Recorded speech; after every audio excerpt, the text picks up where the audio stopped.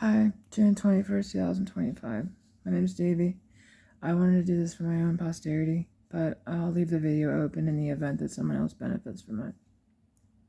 For indoor growing, those that have grow tents, they can use this method. I'm sure that most people like to prune, cut, low stress train, high stress train, well, high stress train in this case because you're talking about pruning.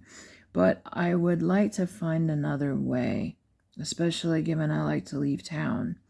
So, and if I'm out of town and I've got the thing on AI doing all the stuff, I don't have a robot cutting the plant. So, Vanta Black, a sheet, just like a post. I mean, for now, just for image's sake, imagination's sake, a poster board, perfectly square for the 4x4 space, or 5x5, or 2x2, 3x3. It's a square that fits over the cornered space that is the grow tent.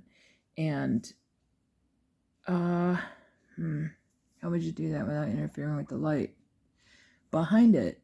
Okay, so no. I'm not thinking. The light has to be one of those halo lights. It has to be coming from the side.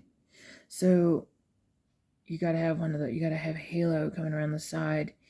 Light, very reflective sides, even mirror, not full mirror, too much. It could burn.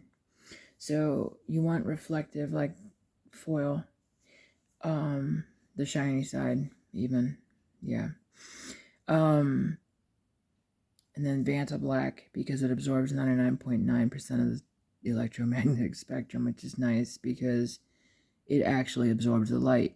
This plant creeps towards light, and if its apical meristem finds no reason to seek forth that direction, then it'll branch outward on its own.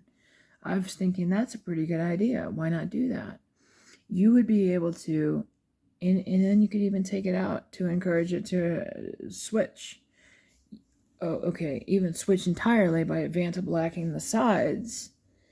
And the AI could easily do this. If you had like these kind of blinds, Venetian blinds, that could just, so you have reflection on one side, but Vanta black on the other side.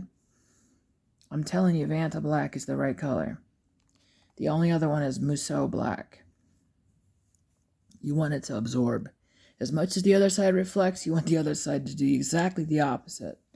So, on the one hand, you've got it causing it to branch out exactly. On the other hand, you've got it going exactly up the apical meristem. That's fun little hack idea thought number one. Fun little hack idea thought number two involves grafting. Grafting across species lines.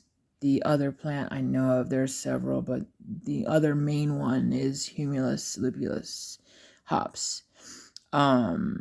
Not the typical way that people do, where you graft cannabis onto hops, but this time grafting hops onto cannabis in the event that you have a plant that is to be kept vegetatively small, like mainlining small, but then graft on a long vine, not because you won't get cannabinoids from that are of the cannabis plant, but of the humulus plant you will, but that's not of the interest of these that are anybody that is growing for the plant, other than its aesthetic properties.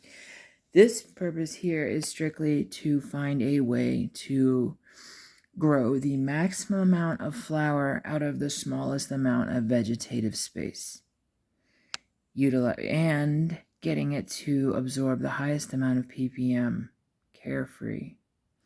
The gift of grafting a hops vine onto it is that thing grows ridiculously long until it flowers, and so silver thiosulfate does indeed work for that too, for the feminized seeds.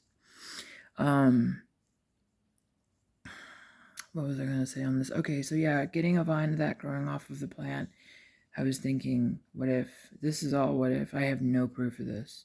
I have no proof on the Vanta Black either. This is all conjecture. I can't, not yet. So here's the hope on that one. My mom has dementia.